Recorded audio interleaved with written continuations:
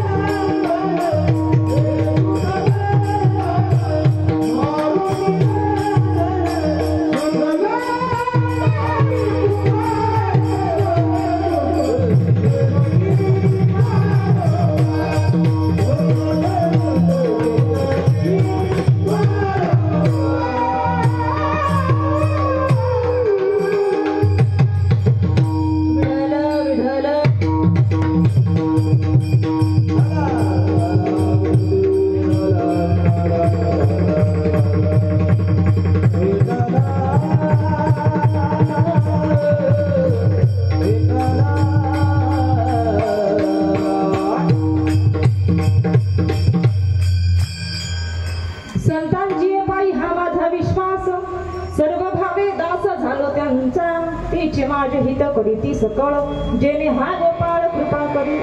प्रस्तुत प्राप्त प्रसंगी प्राप्त स्थळी कीर्तनरूपी सेवेसाठी घेतलेला अभंग. महान भगवत भक्त विश्ववंदे महाराष्ट्र भूषण हिंदू हृदय सम्राट महाराष्ट्राचं आराध्य दैवत छत्रपती शिवाजी महाराज यांचे धर्मगुरू असणारे, तसेच जडजीवांचा उद्धार करत भक्तीचा आणि परमार्थाचा मार्ग तुम्हा आम्हाला दाखवणारे पंचमवेद निर्माते, नवे नवे तर वारकरी संप्रदायाच्या कलस्थानी शोभून दिसणारे श्रीमंत श्री संत देवनिवासी जगद्गुरु तुकोबाराय आणि श्री तुकोबारायच्या गाथ्यातील फार चरणाचा नाही पण 4 चरणाचा अभंग, संतपर प्रकरणातील अभंग आजच्या द्वितीय दिवशीच्या कीर्तनरूपी सेवेसाठी निवडला आहे. विढल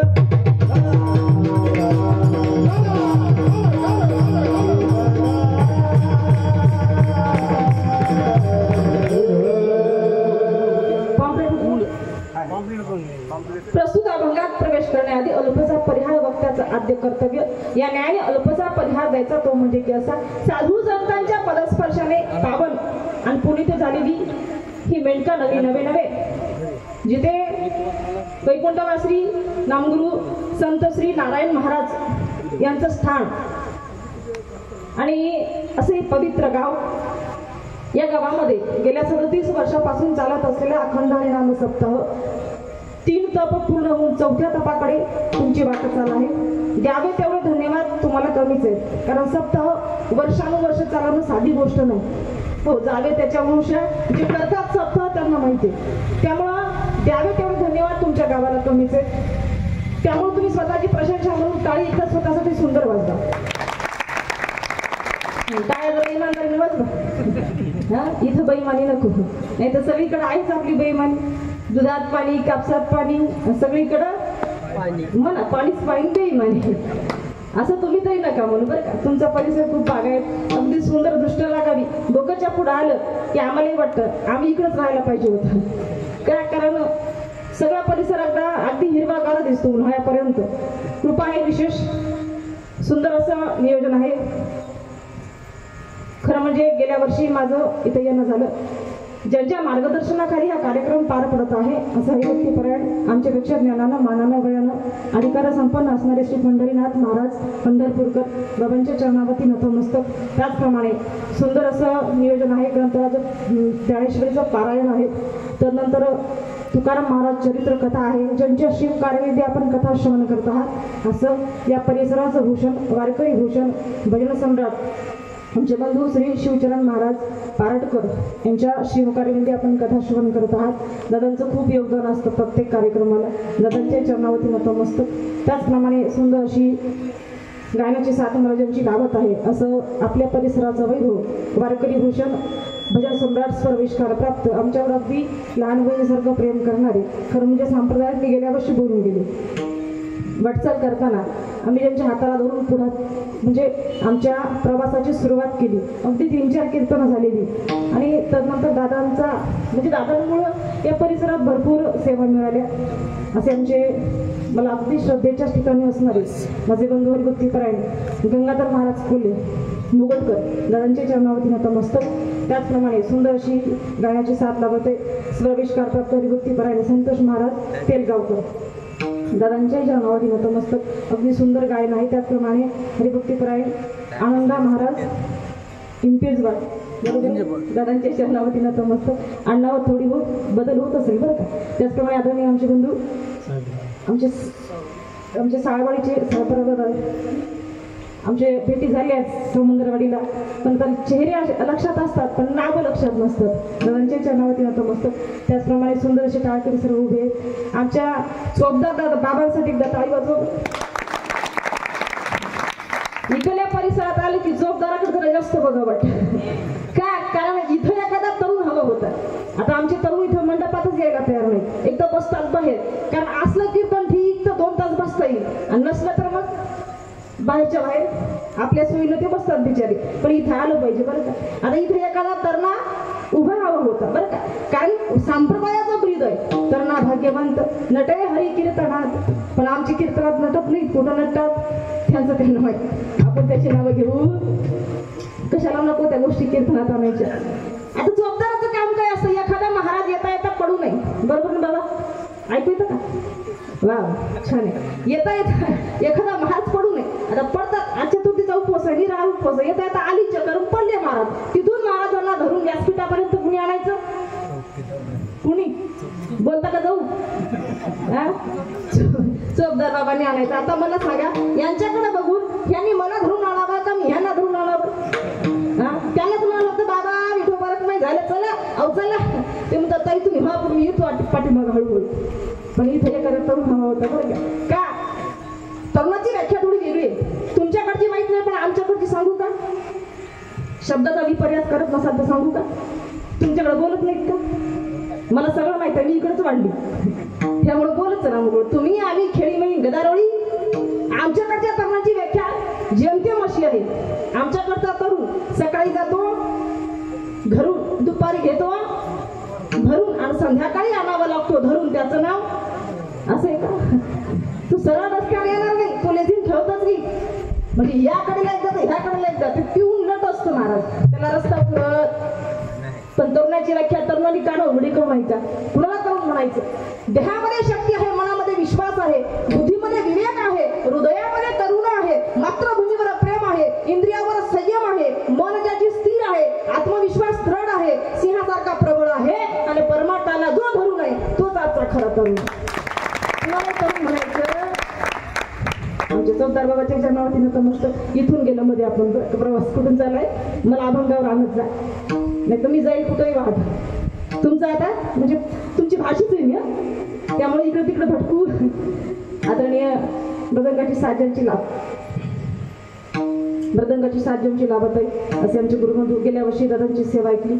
हरिभक्तीपरायण मृदंग विशारद ताल सम्राट वैभव महाराज मार्कंडकर दादांच्या चरणावरती नतमस्तक. सुंदर तुमची सेवा आहे. तुम्ही सर्वांनी मिळून मला सांभाळून घ्या म्हणजे झाले. पुढे बरीच अधिकार संपन्न व्यक्तिमत्व बसलेली आहे. खरं म्हणजे सगळ्यांचे नावं घेणं वेळेच्या मर्यादेत होणार नाही, पण सगळ्यांविषयी माझ्या मनामध्ये प्रेम भावना आहे असं गृहीत धरा. पारडीवरनं काही मंडळी आली आहे. पारडी म्हणजे मामाचं गाव, तुम्हाला सांगायची गरज नाही, गेल्या वर्षी सांगितलं होतं का? सांगू खरं? हां, माझे मामा आले, सगळेच मामा. सगळ्यांच्या चरणावरती नतमस्तक. कुणाचंच नाव घेणार नाही, कारण खरं म्हणजे नाव घेऊ आता सगळ्यांचेच नाव घ्यावे लागतील. त्यामुळं सगळ्यात मोठे जे आजी आहेत आमचे व्यंकटी मामा, त्यामुळे त्यांच्या चरणावरती नतमस्तक. बाकीच्यांना तुम्ही सावून घ्या आता, कारण त्यांच्या सानिध्यात वाढूनच हे जे ज्ञान मला प्राप्त झाले. खरं म्हणजे माणसानं आपली जागा कधी विसरू नये. जिथून माणूस मोठा होतो ती जागा कधीच विसरू नये. माझं बालपण जेमतेम मुदखेड तालुक्यात गेलो, माझ्या मामाच्या छत्रछायेखाली गेलो. मा मा दोन शब्द आहेत बघा.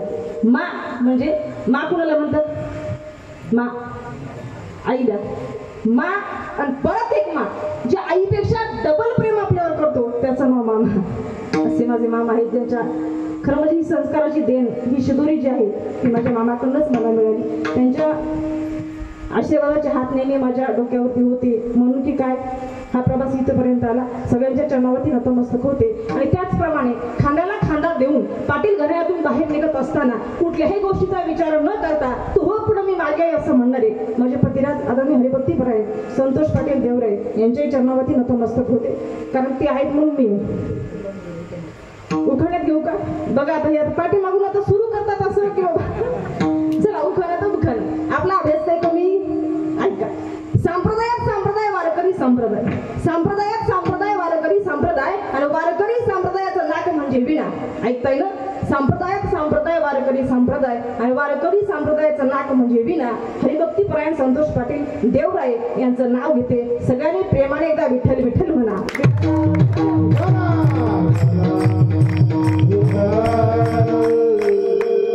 गावातील जमले सर्व संत सज्जन माईबाप, लहान थोर मंडळी, पुरुष मंडळी, महिला मंडळी, अबालवृद्ध सगळ्यांच्या चरणावरती नतमस्तक होते. आणि आधी की वेळ विस्तारात न करता माझ्या अभंगाकडे वळते. पण त्या आधी सुंदर अगदी साऊंड सिस्टीम आहे. एकदा साऊंड सिस्टीम साठी सुंदर टाळी वाजवा.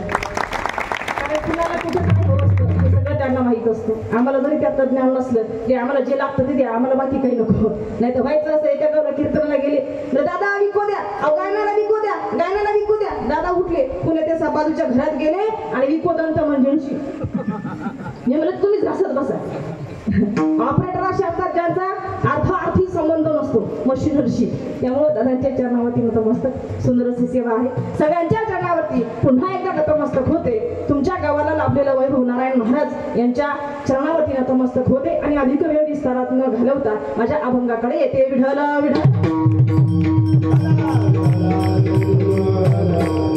अभंग संतपर घेतलाय, दुसरा दिवस आहे आज संतांच्या पुण्यतिथीच्या निमित्तानं आहे म्हणून घेतलाय. खरं म्हणजे संतांच्या पुण्यतिथी तुम्ही आम्ही साजऱ्या करतो. पुण्यतिथी साजरी करायला कुणी कुणासाठी रिकामं हो. आज घरातले मायबापाची पुण्यतिथी कुणी साजरी करत नाही.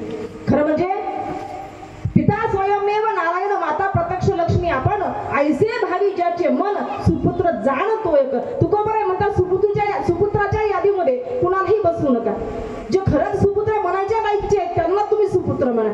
नाहीतर बापाच्या इस्टेटीवर जीवन जगण्यासाठी भाडे करू म्हणून आपल्या घरात आला असं समजायला हरकत. पण फक्त त्याला सुपुत्र म्हणायचं ज्यांनी ही कर्तव्य पार पाडली. खरं म्हणजे जिवंतपणी मायबापाला भाकरी देणं सुद्धा आता जड चाललंय. पुण्यतिथी खूप दूरच्या गोष्टी आहेत. मग काय करतो तुम्ही आम्ही संतांच्या पुण्यतिथ्या साजऱ्या. कारण ह्यांनी यांचा देह चंदनासारखा तुमच्या आमच्यासाठी झिजवला. त्यांचं कार्यच यासाठी होतं जगाच्या कल्याण संतांच्या विभूती देह कष्ट भीती पर उपकार.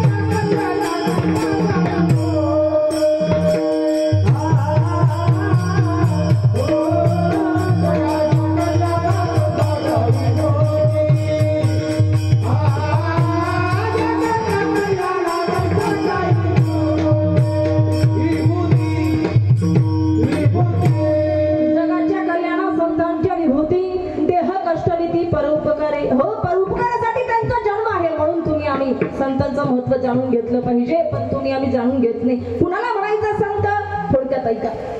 स्वतःसाठी जी मागितली जाते ती भीक, स्वतःसाठी जी मागितली जाते ती भीक, आपल्या कुटुंबासाठी जी मागितली जाते ती भिक्षा, समाजासाठी जे मागितलं जातं ते दान आणि संपूर्ण विश्वासाठी जे मागितलं जातं ते म्हणजे माऊलीचं पसायदान. माऊलीचं पसायदान. विठ्ठल विठ्ठल.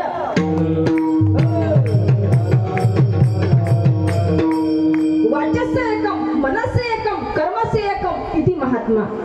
त्यांना महात्मा म्हणायचं जे वाच्यामध्ये एक ठेवतात, हृदयामध्ये एक ठेवतात आणि हातामध्ये जे कर्म आहेत त्या कर्मामध्ये सुद्धा तेच ठेवतात. आपलं असं चाललंय आपण विश्वास ठेवत नाही. आपण विश्वास ठेवतो अशा ठिकाणी जिथून काहीच तुम्हाला आम्हाला मिळणार नाही. बरोबर आहे. प्रपंचावरती फलकट तो संसार आणि येथे सार सार भगवंत आहे स्पष्ट सांगितलं संतांनी. पण तुम्ही आम्ही ठेवलं का?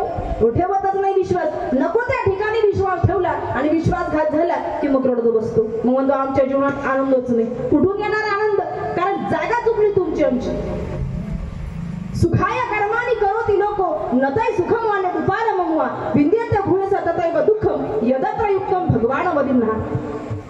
7व्या स्कंदात मैत्रणशी सांगतात सुखासाठी सगळे तळमळ करतात पण सुख कुणाला मिळत नाही कारण जागा चुकली, विश्वास चुकला. तुम्ही आम्ही विश्वास ठेवतो. साधा आहे आपलं. आपण एखादा भविष्य करावं सुद्धा विश्वास ठेवतो. तुमचं काय तुम्ही जागे आहेत ना, चतुर्थ्या सोडल्या नाही तुम्ही अजून, बरोबर आहे ना? त्यामुळे चेहरे अशी बारीक बारीक झाली. मी पण नाही सोडली. थोडस बोलत चला. हा, आपण भविष्यकाळावर विश्वास ठेवतो, बरोबर. बरं कसा ठेव याचाही काय नियम आहे. एका गावात भविष्यकार आले आणि एक बाई गेली. बायकांना जास्त वेळ कशाच असतं, पोरगं वयात आलं की लग्न होत नाही. मग ते ओट्यावर बसून दारू का पिना, पण बाया म्हणतात बाई माझा पप्या लईच गुणाचा, इतका गुणाचा कुणी पोरगी देत नाही. आता तुझा पप्या जर ओट्यावर बसून दारू पित असेल तर मुलगी फोन देणार. मला सांगा, मुलांचं फार अवघड झालं. मी गेल्या वर्षी बोलून गेले. मग ती बाई भविष्यकाराकडे जाते. त्या भविष्यकाराच्या समोर ओट्यावर असा बसलेला तो, अशी रांग लागलेली. आता एका नंबर, तिचा कसा बसा नंबर आला. ती म्हणते बाबा बाबा माझ्या पोराचं भविष्य बघा. अहो बघा भविष्य, मुलगीच कोणी देत नाही, लग्नच कोणी होत नाही, योग नसतील का, काय त्याचा गुरु काही वेगळा असेल का, सांगा काहीतरी सांगा, पण सांगा. भविष्यकार म्हणला बाई आता जेवणाचा टाइम झाला, तू आता घरी जा आणि उद्या ये, याच टाइमला ये, पहिल्या नंबरला तूच ये. पण असं कर, येताना तुझ्या पोराची कुंडली घेऊन ये. काय सांगितलं? कुंडली घेऊन. बाईला रात्रभर झोप नाही. बाई म्हणणं माझ्या पप्पाचं लग्न कधी होईल आणि कधी सून घरात येईल आणि कधी ती सडा सारवण कधी. स्वप्न ठेवा बाजूला तुमची. पूर्वी सुनांना भीती होती की सासू कशी भेटेल, पण आता सासूरवास नाही राहिला, आता सुनुवास आला.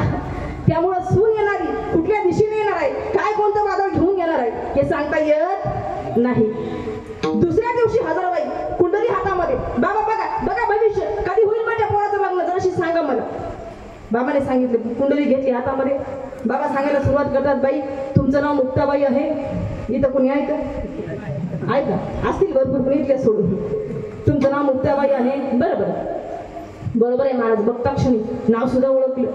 तुमच्या नवऱ्याचं नाव तुकाराम आहे. बाई सांगायला लागली, वा वा तुकाराम नाव बरोबर. तुमचं आडनाव हे आहे. तुम्हाला 2 मुलं आहेत. एका मुलाचं लग्न झालंय आणि एक पिऊन ओट्यावर बसतोय. असंच ना, 2 मुलं आहेत आणि दोन्ही मुलाचे लग्न राहिलेत आणि तुम्ही लग्नासाठी इथं. बाई तुम्ही काल कॉफीच्या राशनच्या दुकानात गेले होते, तिथून 50 किलो एकदाच तांदूळ आणले का? ती म्हणले बाई महाराज तर बघितले, एवढे महाराज बघितले म्हणली, पण तुमच्यासारखा महाराज काही नाही बघितलं. आमचं नाव सोडून द्या, आमचं गाव सोडून द्या, आमची लेकरं सोडून द्या, आम्ही काय खातो आणि काय राशनच्या दुकानातून आणतो हे सुद्धा तुम्हाला माहित. महाराज म्हणले बाई, भविष्यकार म्हणायला लागला, बाई तुला काल सांगितलं होतं पोराची कुंडली घेऊन ये, तू राशनची झेरॉक्स घेऊन आली. आता त्यावर तुझं हे सगळं इतिहास, भूगोल, नागरिकशास्त्र वेगवेगळं काय सांगू. बाई काय घेऊन गेली होती, त्या वागण्यामध्ये आम्ही काय वागतो हे सुद्धा आम्हाला कळत नाही. अहो ते पोपटपंची याच्याही पुढची. एका पोपटपंची जे आहेत, म्हणजे ते माणूस जो बघणार आहे त्याला दिवसभर गिऱ्हाईकच भेटलं नाही. त्याला पोपटाला सांगायला सुरुवात केली, राघव तू आज मेरे नाम की चिठ्ठी निकाल. राघव फिरला काढली चिठ्ठी. त्या चिठ्ठीत लिहिलं होतं, कुछ काम धंदा कर, अपना पेट भर, लोगों को फसाना बंद कर. बंद कर हे सगळं. नको त्या ठिकाणी विश्वास ठेवला आणि विश्वासघात झाला. तू कोबराय म्हणतात तिकडं जायची गरज नाही. तुम्हाला खरंच विश्वास ठेवायचा असेल ना, माझ्या पाठीमागे या. विठ्ठल विठ्ठल.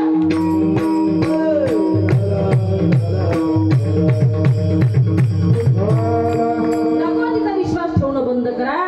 खरंच जीवनात जर यशस्वी व्हायचं असेल तर एखादं आपल्यासमोर आदर्श ठेवा. तुम्हाला उत्कृष्ट मृदंगाचार्य बनायचंय, एखादा आदर्श समोर असला पाहिजे. उत्कृष्ट वक्ता बनायचंय, एखादा वक्ता समोर असला पाहिजे. उत्कृष्ट कीर्तनकार बनायचंय, अधिकार संपन्न कीर्तनकार समोर ठेवला पाहिजे. तेव्हा ना प्रवास तुम्ही आम्ही बांधू शकू. प्रत्येकाचा कुणीतरी आयडॉल असतं.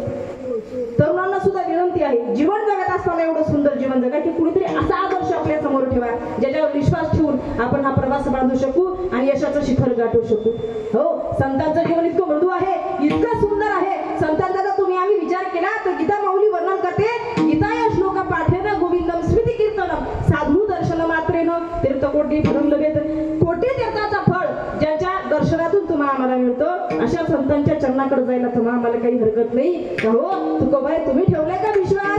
तुकोबाई म्हणतात मी या फलकट प्रपंचावरती अजिबात विश्वास ठेवलेला नाही. खरं म्हणजे संतांनी सांगितलंय, जावली संसार बैसलो अंगडी. हो, सगळं काय मी स्वहा केलं आणि नंतर या संप्रदायामध्ये वारकरी संप्रदायाला धरून देवाच्या भावनेनं भक्ती केली आणि तेव्हा देव आपलासा केला. पण त्याआधी संतांपर्यंत जाणं तुम्हाला आम्हाला जमलं पाहिजे. विठ्ठल विठ्ठल.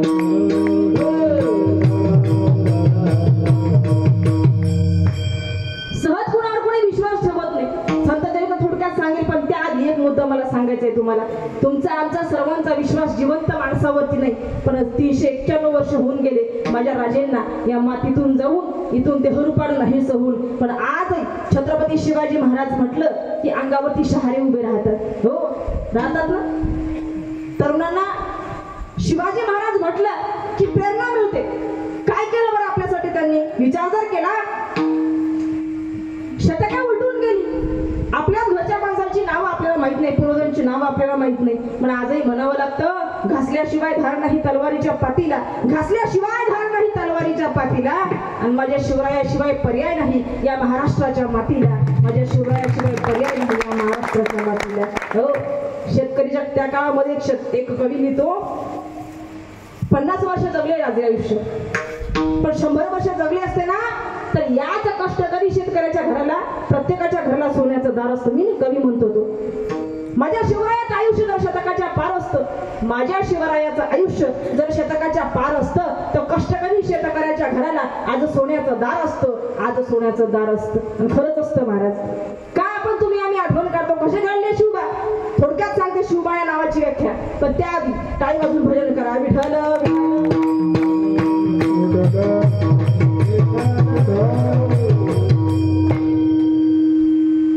कुणाला म्हणायचं शिवबा? कान उघडे करून ऐका. 350 वर्षापूर्वी जिजाऊंच्या कुशीत जन्मले निरागस बाळ म्हणजे शिवबा. गनिमी इंग्रज फ्रेंच यांचा काळ म्हणजे शिवबा. संयमाचा घाट म्हणजे शिवबा. सळसळत्या रक्ताची लाट म्हणजे शिवबा. राजनीती, युद्धनीती, गनिमी कावा या कुटशास्त्रांचा कळस म्हणजे शिवबा. सामाजिकता, धार्मिकता, नैतिकता या उच्च विचारांची तुळस म्हणजे शिवबा. सर्व धर्म सहिष्णुतेचा अभिमान म्हणजे शिवबा. आणि रयतेसाठी जीवाचं रान म्हणजे शिवबा. कर्दन काळी मराठ्यांना आलेली जाग म्हणजे शिवबा.